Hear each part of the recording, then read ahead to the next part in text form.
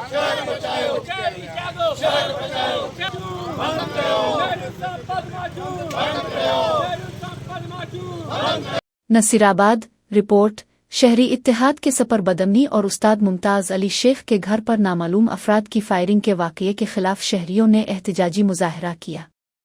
मुजाहरे की क़ियादत शहरी इत्तेहाद के सदर मशूक अली लिपोव, जावेद अली निवास, इनायत तुनियू, आशिक अली लेवो, अब्दुलवेब बरूही, मोहम्मद यूसुफ शाबरा, गुलाम शबीर ले और मुमताज़ अली शेख, ज़वीब सैयाल, बख्त अली जतोई खान, मोहम्मद शेख सद्दाम लेवो, आशिक अब्बासी।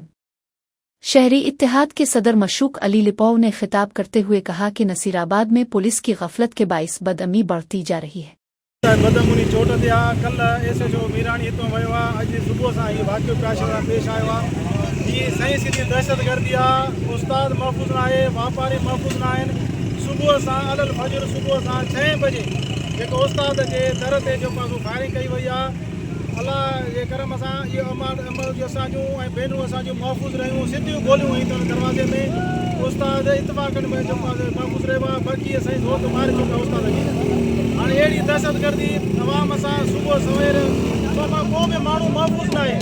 असां इंतिज़ामिया खे घुर कयूं था, पुरज़ोर अपील कयूं था SP क़मर शहज़ादू खां त हिन हंगामी बुनियाद ते नसीराबाद शहरनि खे अमन अमान बहाल कयो वञे। हिकिड़े उस्ताद जे घर खे सरेआम गोलियूं हयूं हुयूं। 2 साल नसीराबाद शहर में साॻे तरीक़े सां सरेआम स्कूल में हिकिड़े उस्ताद खे गोलियूं हणी मारियो वियो। उनजा कातिल अॼु ॾींहं ते कोन लॻा आहिनि। वरी इहे ॿिए उस्ताद तां हिकिड़ी वादा थी आहे। शहरी तां सरापा एहतिजाज आहे। शहरी तां अमन घुरे थो। जेकॾहिं असांखे अमन न मिलियो, असां इंडस हाईवे ते धरणो हणी वेही रहंदासीं।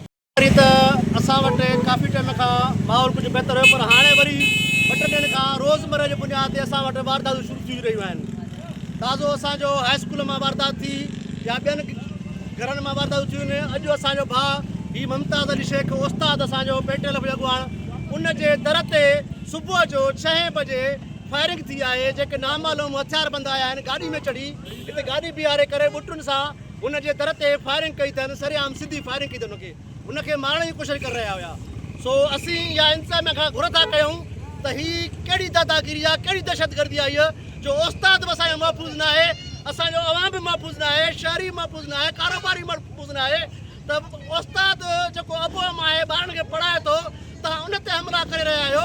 सो इंतिज़ामिया खां इहा ई घुर था कयूं त बिलफोर साईं मुमताज़ शेख साहिब सां इंसाफ़ कयो वञे ऐं हुन ते जेका हीअ दहशतगर्दी फायरिंग थी आहे उन जो इज़ालो कयो वञे ऐं फुल फोर उहे गिरफ़्तार कया वञनि जेके दहशतगर्द हमलो करे आया।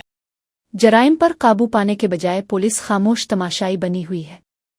उन्होंने मुतालिबा किया कि उस्ताद मुमताज़ अली शेख के घर पर फायरिंग के वाक़ये की फौरी तहक़ीक़ात की जाए और मुल्ज़िमान को गिरफ्तार किया जाए। पेटे अलिफ के जनरल सेक्रेटरी अब्दुलवेब बरूही ने कहा कि जब तक असातिज़ा पर होने वाली नाइंसाफ़ियाँ ख़त्म नहीं होंगी, शहरी इत्तेहाद और पेटे अलिफ एहतिजाजी तहरीक जारी रखेंगे।